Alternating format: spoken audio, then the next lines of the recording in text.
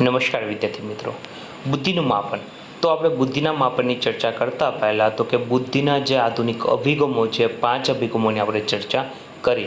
એમાં એક આવે છે સ્ટાનબર્ડનો ત્રિપુટીનો સિદ્ધાંત, પછી સ્પીયરમેનનો સિદ્ધાંત આવે છે, જેપી દાસનો પાસ સિદ્ધાંત આવે છે, ગાર્ડનરનો બૌદ્ધ બુદ્ધિનો સિદ્ધાંત આવે છે. એમાં વિદ્યાર્થી મિત્રો ખાસ ગાર્ડનરનો બૌદ્ધ બુદ્ધિનો સિદ્ધાંત છે, જેપી દાસનો પાસ સિદ્ધાંત છે.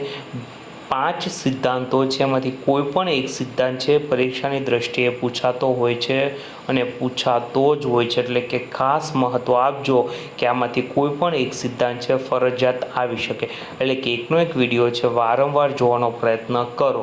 બીજી વસ્તુ તો કે તમે વિડીયો જુઓ છો તો નીચે આપેલ લાઇક બટન છે એના ઉપર દબાવો કે જેથી મને પણ ખ્યાલ આવે કે વિદ્યાર્થીઓ છે એ કેટલા વિડીયો જોઈ રહ્યા છે. કે ભાઈ તમારી જે 90ની સંખ્યા છે તો 90 લાઇક મળે તો મને ખ્યાલ આવે કે દરેક વિદ્યાર્થીઓ છે વિડીયો જોઈ રહ્યા છે. અનિવાર્ય સંજોગોના હિસાબે કોઈક વિદ્યાર્થી ન પણ જોઈ શકે તો જ્યારે ટાઈમ મળે ત્યારે મારી યુટ્યુબ ચેનલ ઉપર આ વિડીયો છે પડેલા જોવા મળે છે. એટલા માટે યુટ્યુબ ચેનલને સબસ્ક્રાઈબ કરો કે જેથી હું કોઈ પણ વિડીયો બનાવીને મૂકું તો પણ તમને એની પહેલાં સમજૂતી મળી શકે. વિદ્યાર્થી મિત્રો, તો આપણે બુદ્ધિના માપન વિશેની ચર્ચા કરીશું. બુદ્ધિનું માપનની જરૂર ક્યાં પડે છે તો કે આપણે મોટાભાગે રોજિંદા જીવનમાં જોતા હોય છે કે દરેક વ્યક્તિ છે એ આઈક્યુના સંદર્ભમાં, એટલે કે એનો બુદ્ધિઆંક કેટલો છે એ માપવા માટે બુદ્ધિનું માપન છે ખૂબ જ જરૂરી હોય છે. તો બૌદ્ધિક માપનની સમજૂતી તો કે સૂત્રની સમજૂતી જોઈએ. માનવીની સર્વોત્તમ શક્તિ તેની બુદ્ધિ છે, એટલે કે મનુષ્યની જો કોઈ મહત્વની શક્તિ હોય ને તો તેની બુદ્ધિ રહેલી જોવા મળે છે. બુદ્ધિ વિશેના એના વિવિધ સિદ્ધાંતોની સમજૂતી બાદ હવે બુદ્ધિના માપન વિશેની સમજ મેળવીશું. એટલે કે બુદ્ધિના જે વિવિધ સિદ્ધાંતો છે એ સિદ્ધાંતોની સમજૂતી બાદ તો કે બુદ્ધિના માપન વિશેની આપણે સમજ મેળવીશું. બુદ્ધિનું માપન સમજવા માટે માનસિક હોય અને બુદ્ધિઆંકના ખ્યાલો સમજવા જરૂરી છે. એટલે કે બુદ્ધિનું આપણે માપન કરવું હોય છે તો કે માનસિક હોય કોને કહેવાય છે અને બુદ્ધિઆંક કોને કહેવાય છે એનો ખ્યાલ છે એ સમજવો ખૂબ જ જરૂરી છે. તો સૌપ્રથમ આપણે માનસિક હોય કોને કહેવાય છે એના વિશેની સમજૂતી મેળવીએ. વ્યક્તિ જે પર્યાવરણમાં રહે છે તેના સંબંધમાં તેના માનસિક વિકાસની કક્ષા એટલે તેની માનસિક વય, એટલે કે વ્યક્તિ જે પર્યાવરણ કે વાતાવરણમાં રહેતી હોય છે એના સંબંધમાં તેના માનસિક વિકાસની કક્ષા એટલે તેની માનસિક વય, એટલે કે વ્યક્તિ જે વાતાવરણમાં હોય છે એની હાલની જે વિકાસની કક્ષા હોય છે એને એની માનસિક વય કહે છે. હવે એને ઉદાહરણ દ્વારા આપણે સમજીએ તો કે જે બાળકની બુદ્ધિનું માપન કરવાનું હોય તે તેની હાલની શારીરિક ઉંમર કરતાં 2-3 વર્ષ ઓછી ઉંમરની કસોટીથી શરૂઆત કરવામાં આવે છે. એટલે કે જે વ્યક્તિને તમારે બુદ્ધિ કસોટીનું માપન કરવાનું છે એની જે હાલની ઉંમર હોય છે, દાખલા તરીકે એની હાલની ઉંમર 15 વર્ષ છે તો એનાથી 2-3 વર્ષ ઓછી ઉંમરની કસોટીથી શરૂઆત કરવામાં આવે છે. એટલે કે 15 વર્ષ હોય તો કે 12 વર્ષની ઉંમર તેની કસોટીની શરૂઆત કરવામાં આવે છે. વ્યક્તિએ આપેલા પ્રશ્નોના સાચા ઉત્તરોની સંખ્યાને આધારે તેની માનસિક વય નક્કી કરવામાં આવે છે. એટલે કે વ્યક્તિને જે પ્રશ્નાવલી આપવામાં આવે છે કે જે પ્રશ્નો આપવામાં આવે છે એમાંથી કેટલા પ્રશ્નોના સાચા ઉત્તરો આપે છે તે ઉત્તરો જેટલા સાચા હોય છે તેના આધારે એની માનસિક વય છે નક્કી કરવામાં આવે છે. કસોટીના દરેક સાચા ઉત્તર દીઠ 2 માસની માનસિક વય ગણવામાં આવે છે. એટલે કે કસોટીના દરેક જે સાચા ઉત્તર હોય છે ઉત્તર દીઠ 2 માસની માનસિક વય ગણવામાં આવે છે. દરેક વર્ષની કસોટીમાં 6 પ્રશ્નો હોય છે. એટલે કે દરેક વર્ષની જે કસોટી હોય છે કસોટીમાં 6 પ્રશ્નો હોય છે. કસોટી આપતી વખતે બાળક દ્વારા મોટામાં મોટી ઉંમરની કસોટી જે એના સર્વ પ્રશ્નોના સાચા જવાબ તે આપી શકે તે તેની પાયાની ઉંમર ગણાય છે. એટલે બાળકને જ્યારે મોટામાં મોટી ઉંમરની કસોટી આપવામાં આવે છે અને એના સર્વ પ્રશ્નોના સાચા જવાબ આપી શકે તો તે તેની પાયાની ઉંમર ગણવામાં આવે છે. નીચે આપેલા કોષ્ટક દ્વારા સ્પષ્ટ રીતે આ સમજૂતી મેળવે. સ્ટેનફર્ડ બીને કસોટીમાં માનસિક વય ગણવાની સમજૂતી નીચેના કોષ્ટકમાં દર્શાવી છે. એટલે કે નીચેના કોષ્ટક દ્વારા સ્ટેનફર્ડ બીને કસોટીમાં માનસિક વય કઈ રીતના ગણીએ છે એની સમજૂતી આપવામાં આવી છે. કોષ્ટક નંબર 3.1માં સ્ટેનફર્ડ બીને કસોટી મુજબ માનસિક વયની ગણતરી, એટલે કે બાળકની ઉંમર, કસોટીના કુલ વિધાનોની સંખ્યા, બાળકને વિધાનોમાં આપેલા સાચા ઉત્તરોની સંખ્યા, સાચા ઉત્તરોના આધારે થતી માનસિક વય, એટલે કે મહિનામાં દરેક સાચા ઉત્તરના 2 માસમાં અને કુલ માનસિક વય માસમાં. તો કે બાળક દ્વારા 8 વર્ષની ઉંમરની કસોટીના બધા જ પ્રશ્નોના સાચા જવાબ મળ્યા છે તેથી તે તેની પાયાની ઉંમર છે. એટલે કે બાળક દ્વારા 8 વર્ષની ઉંમરની કસોટીના બધા જ પ્રશ્નો છે એના સાચા ઉત્તર મળ્યા છે, એટલે એની પાયાની ઉંમર તે કસોટીના કુલ વિધાનોની સંખ્યા તો કે 6 હતી. બાળકોએ વિધાનોના આપેલા સાચા ઉત્તરોની સંખ્યા, એટલે કે સાચા ઉત્તરની સંખ્યા કેટલી છે તો કે ભાઈ 6 છે, એટલે કે 8 વર્ષની ઉંમરની કસોટી હતી અને 6 વિધાન હતા, એટલે કે 8 ગુણ્યા 6 એટલે કે 48 થયા. તો કે સાચા ઉત્તરોના આધારે થતી માનસિક વય, એટલે કે મહિનામાં દરેક સાચા ઉત્તરમાં 2 માસ હોય છે, એટલે કે 48 ગુણ્યા 96, એટલે કે 96 છે એની માનસિક વય થયેલી જોવા મળે છે. હવે તો કે 8 વર્ષની કસોટી આપી હતી, હવે 9 વર્ષની કસોટી આપી છે. એમાં વિધાન કેટલા છે? 6 છે. એમાંથી કેટલા સાચા પડ્યા તો કે 3 સાચા પડ્યા. તો કે 3 દુ કેટલા થાય તો કે એના ડબલ થાય. આપણે જે માનસિક વયની માહિતીમાં મેળવી તો કે એના ડબલ એટલે કે 6 થાય, એટલે કે એ જેની માનસિક વય છે 6 વર્ષ, એટલે કે માનસિક વય છે એ 6 માસમાં પરિવર્તિત થાય છે. 10 વર્ષની કસોટી આપવામાં આવી છે. એમાં 6 પ્રશ્નો હતા, તો કે 6 પ્રશ્નો છે એમાંથી 2 સાચા પડે છે, એટલે કે 2 ના ડબલ 4 થાય છે, એટલે કે 4 વય માસમાં પરિવર્તિત થાય છે. 11 વર્ષની કસોટી આપવામાં આવે છે. એમાં 1 પ્રશ્ન સાચો પડે છે, એટલે કે એની માનસિક વય છે એ 2 મહિનાની થાય છે. અને 12 વર્ષની કસોટી આપવામાં આવે છે. એમાં 6 પ્રશ્નો હોય છે, એમાંથી એક પણ સાચો જવાબ મળતો નથી, તો કે એને 0 આવે છે. અને અહીંયા તો કે ભાઈ એનો માનસિક વય છે એ પણ 0 આવે છે, એટલે કે એના જે મૂળ ઉંમર હોય છે એના કરતાં 2 મહિના 3 વર્ષની વધારાની જે કસોટી આપી હોય છે એનો ટોટલ કરવામાં આવે છે, એટલે કે એનો 108 ટોટલ આવે છે. તો કે જન્મ તારીખ મુજબ ગણતા થતી શારીરિક વય સાથે તેની માનસિક વય સરખાવવામાં આવે છે, એટલે કે જન્મ તારીખ મુજબ આપણે જે ગણતરી કરીએ છીએ એમાં એની શારીરિક વયની સાથોસાથેની માનસિક વય છે એની સરખામણી કરવામાં આવે છે. એટલે કે તેજસ્વી બાળકની માનસિક વય તેની શારીરિક વય કરતાં વધારે હોય છે, એટલે કે જે તેજસ્વી બાળક હોય છે એની માનસિક વય છે એની જે શારીરિક વય હોય છે એના કરતાં વધારે રહેલી જોવા મળે છે. જ્યારે નબળી બૌદ્ધિક ક્ષમતા ધરાવતા બાળકની માનસિક વય તેની શારીરિક વય કરતાં ઓછી હોય છે. જ્યારે નબળી બૌદ્ધિક ક્ષમતા ધરાવતું બાળક હોય છે એની માનસિક વય છે તેની શારીરિક વય કરતાં ઓછી રહેલી જોવા મળે છે. એના પછી હોય છે બુદ્ધિઆંક. વિદ્યાર્થી મિત્રો ખાસ ધ્યાન આપજો, બુદ્ધિઆંકને બુદ્ધિલબ્ધિ પણ કહેવામાં આવે છે, એટલે કે બુદ્ધિઆંક છે ને બુદ્ધિલબ્ધિ પણ કહેવામાં આવે છે. બુદ્ધિઆંકનો ખ્યાલ છે સ્ટને આપ્યો છે, એટલે કે બુદ્ધિઆંકનો સૌપ્રથમ ખ્યાલ છે એ સ્ટન નામના મનોવૈજ્ઞાનિક દ્વારા આપવામાં આવ્યો છે. બુદ્ધિઆંક વ્યક્તિની બુદ્ધિ કક્ષા સૂચવે છે, એટલે કે બુદ્ધિઆંક છે વ્યક્તિની બુદ્ધિ કક્ષા છે એનું સૂચન કરતી જોવા મળે છે. બુદ્ધિઆંક શોધવાનું સૂત્ર નીચે મુજબ છે, એટલે કે બુદ્ધિઆંક કઈ રીતના શોધાય છે એનું સૂત્ર છે નીચે મુજબ રહેલું જોવા મળે છે. બુદ્ધિઆંકને તો કે આઈક્યુ કહેવામાં આવે છે, માનસિક વય છેદમાં શારીરિક વય ગુણ્યા 100.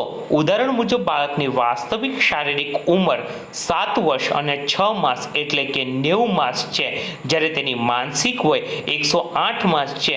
હવે સૂત્ર મુજબ બુદ્ધિઆંકની ગણતરી કરીશું, એટલે કે સૂત્ર તો કે આઈક્યુ બરાબર MA છેદમાં CA ગુણ્યા 100, એટલે કે માનસિક હોય છેદમાં શારીરિક હોય ગુણ્યા 100, એટલે 108 એની માનસિક હોય છે, 90 માસ એની શારીરિક હોય છે ગુણ્યા 100 બરાબર 120. જો કે હવેની આધુનિક બુદ્ધિ કસોટીમાં માનસિક હોય ગણ્યા વિના માત્ર માનાંકના કોઠાઓ પરથી સીધો જ બુદ્ધિઆંક શોધવામાં આવે છે. બુદ્ધિ કસોટીઓ. બુદ્ધિનું માપન કરવા માટે ઉપયોગમાં લેવાતી કસોટીને બુદ્ધિ કસોટી કહે છે, એટલે કે બુદ્ધિનું માપન કરવા માટે જે ઉપયોગમાં લેવાતી કસોટી હોય છે એને બુદ્ધિ કસોટી કહેવામાં આવે છે. બુદ્ધિ કસોટીના વિવિધ પેટા પ્રકારો પડે છે. એક જ સમયે એક સાથે એક જ વ્યક્તિને આપી શકાય તેવી કસોટીને વ્યક્તિગત બુદ્ધિ કસોટી કહેવાય છે, એટલે કે બુદ્ધિ કસોટીના વિવિધ પેટા પ્રકારો પણ પડે છે, જેમાં વ્યક્તિગત બુદ્ધિ કસોટી તો એક જ સમયે એક જ વ્યક્તિને આપી શકાય તેવી કસોટીઓ એને વ્યક્તિગત બુદ્ધિ કસોટી કહેવામાં આવે છે. એક સમયે એક સાથે અનેક લોકોને આપી શકાય તેવી કસોટીને સામૂહિક બુદ્ધિ કસોટી કહેવામાં આવે છે, એટલે કે એક સમયે એક સાથે અનેક લોકોને જે કસોટી આપી શકાય છે આવી જે સામૂહિક બુદ્ધિ કસોટી છે એને સામૂહિક બુદ્ધિ કસોટી કહેવામાં આવે છે. આ ઉપરાંત જે કસોટીમાં માત્ર લેખિત પ્રશ્નો હોય અને જેના જવાબો લેખિત સ્વરૂપે આપવાના હોય તેને શાબ્દિક કસોટી કહે છે, એટલે કે જે કસોટીમાં માત્ર પ્રશ્નો હોય અને તેના જવાબો છે લેખિત સ્વરૂપે આપવાના હોય તેને શાબ્દિક કસોટી કહે છે.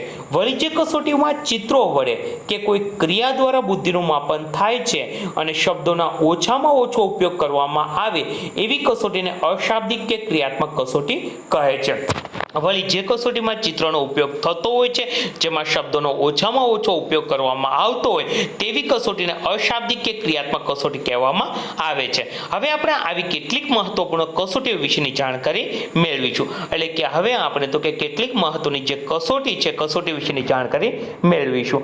એક આવે છે સ્તનફળ બીને બુદ્ધિ કસોટી. સ્તનફળ બીને કસોટી મુખ્યત્વે બાળકોની બુદ્ધિનું માપન કરવા માટે વપરાય છે.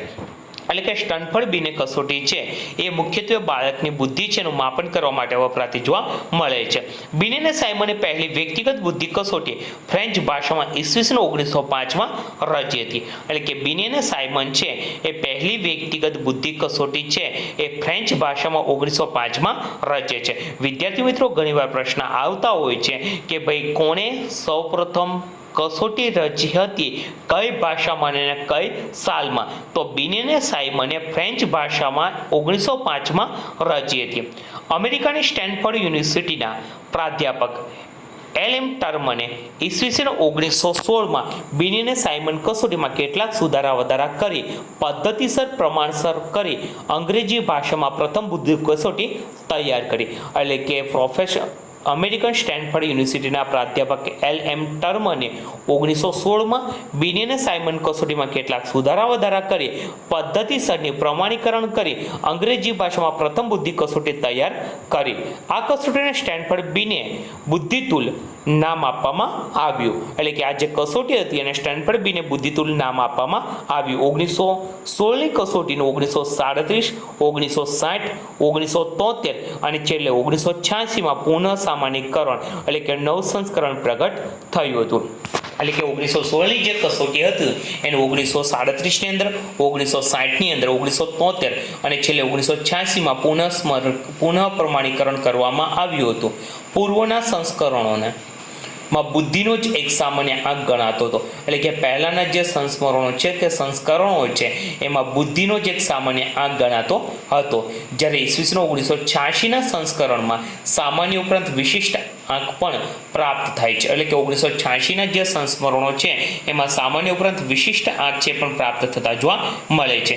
જેવા કે શાબ્દિક તર્ક, સંખ્યાત્મક તર્ક, અમૂર્ત તર્ક, અકલ્પનીય સ્મૃતિ. આ કસોટી 18 વર્ષની વય સુધીની વ્યક્તિઓની બુદ્ધિનું માપન કરે છે. એટલે કે આ જે કસોટી હોય છે એ 18 વર્ષ સુધીની વ્યક્તિઓ છે એની બુદ્ધિનું માપન કરતી જોવા મળે છે. 2. વેક્સલરની બુદ્ધિ તુલનાઓ. સ્તનફળ બીને કસોટી ઉપરાંત વેક્સલરની બુદ્ધિ કસોટીઓ પણ વ્યક્તિગત માપન માટે સૌથી વધુ ઉપયોગમાં લેવાય છે. એટલે કે સ્તનફળ બીને કસોટી ઉપરાંત વેક્સલરની જે બુદ્ધિ કસોટીઓ છે એ પણ વ્યક્તિગત માપન માટે સૌથી વધારે ઉપયોગમાં લેવાતી જોવા મળે છે.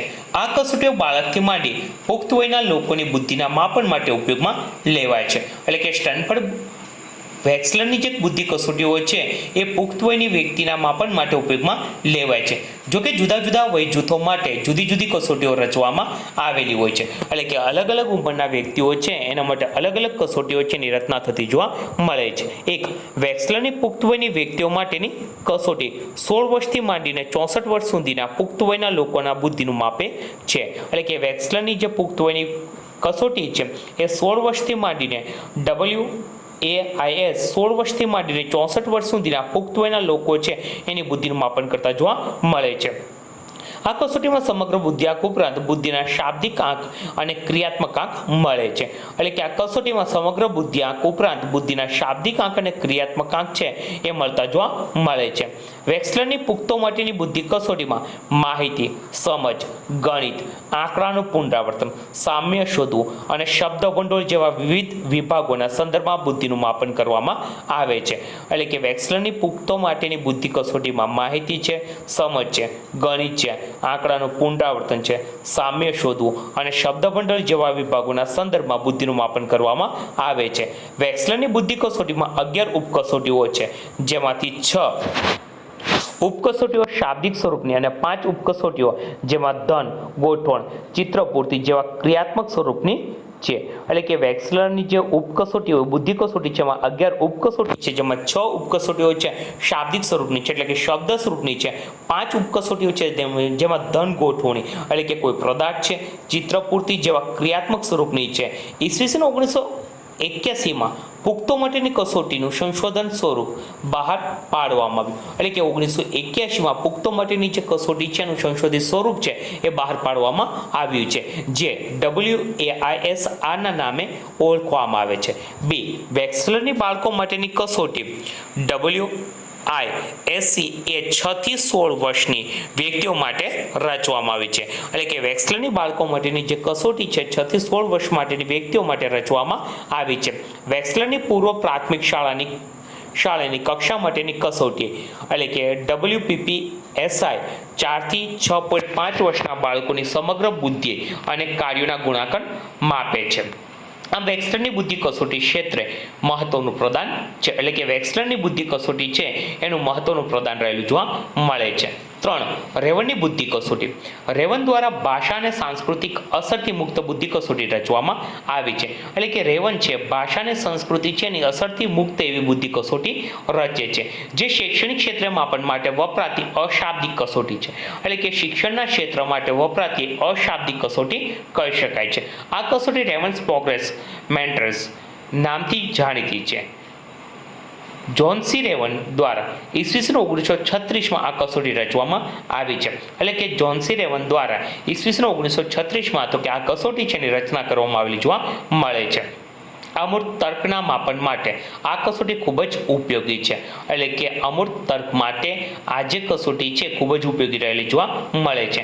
આ કસોટી 5 વર્ષની ઉંમરના બાળકોથી માંડી પુખ્ત ઉંમરના લોકોની બુદ્ધિનું માપન માટે વપરાય છે, એટલે કે રેવનની જે કસોટી છે 5 વર્ષની ઉંમરના બાળકોથી માંડીને પુખ્ત ઉંમરના જે બાળકો હોય છે, લોકો હોય છે એની બુદ્ધિના માપન માટે વપરાય છે. આ કસોટીમાં 60 બહુ વૈકલ્પિક પ્રશ્નો સરળતાથી અઘરા ક્રમમાં ગોઠવાયેલા હોય છે, એટલે કે આ કસોટી છે એમાં 60 બહુ વૈકલ્પિક પ્રશ્નો હોય છે જે સરળથી અઘરા ક્રમમાં ગોઠવાયેલા હોય છે.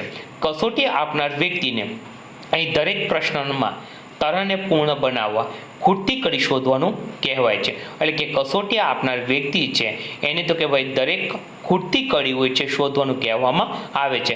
ઘણી તરવમાં 6x6, 4x4 કે 2x2 ના સંકુલમાં પૂછવામાં આવેલી હોય છે, એટલે કે ઘણી વાર છે ઘણી કસોટીઓ કે તરે હોય છે 6x6, 4x4 અને 2x2 ના સંકુલમાં પૂછવામાં આવેલી હોય છે. વિવિધ શક્તિઓ ધરાવતા અલગ અલગ પ્રકારના લોકો માટે 3 અલગ અલગ પ્રકારના સંકલ્પના માળખાવાળી કસોટીઓ રચવામાં આવેલી હોય છે, એટલે કે વિવિધ શક્તિઓ ધરાવતા અલગ અલગ પ્રકારના લોકો છે એના માટે તો કે 3 અલગ અલગ પ્રકારના સંકલનના માળખાવાળી કસોટીઓ રચવામાં આવેલી હોય છે. નીચેની આકૃતિ પરથી આ કસોટીનો ખ્યાલ સ્પષ્ટ થશે.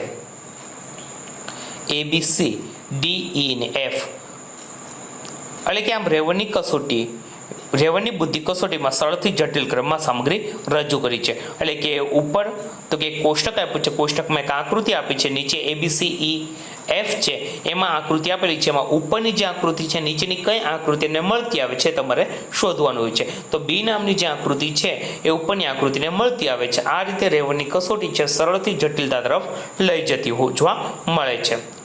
ફોકમેનની બુદ્ધિ કસોટી, તો કે અમેરિકાના મનોવિજ્ઞાનના પ્રોફેસર એલન એફ ફોકમેનનું નામ બુદ્ધિમાપન કસોટી દ્વારા વિશ્વ સ્તરે જાણીતું છે, એટલે કે અમેરિકાના મનોવિજ્ઞાનના પ્રોફેસર એલન એફ ફોકમેનનું નામ છે એ બુદ્ધિમાપન કસોટી દ્વારા વિશ્વ સ્તરે જાણીતું રહેલું જોવા મળે છે. તેમના દ્વારા તૈયાર થયેલ ફોકમેન assessment battery for children KBC અને અન્ય બુદ્ધિ કસોટીઓ શૈક્ષણિક માપનના ક્ષેત્રે ખૂબ જ જાણીતી છે, એટલે કે ફોકમેન એસેસમેન્ટ ફોર ચિલ્ડ્રન અને અન્ય બુદ્ધિ કસોટી છે શૈક્ષણિક ક્ષેત્રના માપન માટે ખૂબ જ જાણીતી છે. ઉપરાંત ફોકમેન બ્રીફ ઇન્ટેલિજન્સ ટેસ્ટ એટલે KBIT અને તેમની દ્વિતીય આવૃત્તિ પણ મહત્વની છે, એટલે કે એની બીજી આવૃત્તિ છે પણ મહત્વની છે. આ ઉપરાંત ફોકમેન adolescent and adults intelligence test KAIT પુખ્તોના બુદ્ધિમાપન માટે ઉપયોગી છે. 2004 અને 2005ના વર્ષમાં તેમની કસોટીનું પુનઃસંસ્મરણ પ્રકાશિત થયેલ છે, એટલે કે 2005 અને 4ના સમયગાળામાં તો કે ફોકમેનની જે બુદ્ધિ કસોટી છે ફરીવાર પ્રકાશિત થયેલી જોવા મળે છે. બુદ્ધિમાપન ઉપરાંત શૈક્ષણિક સિદ્ધિના માપન માટે પણ ફોકમેન કસોટી રચવામાં આવી છે, એટલે કે શૈક્ષણિક ક્ષેત્રના માપન માટે પણ ફોકમેન કસોટી છે એની રચના થયેલી જોવા મળે છે. તો વિદ્યાર્થી મિત્રો તો કે અહીંયા જે કોઈ પણ બુદ્ધિ કસોટી આપવામાં આવી છે એ કસોટીઓ છે ખૂબ જ મહત્વની રહેલી જોવા મળે છે.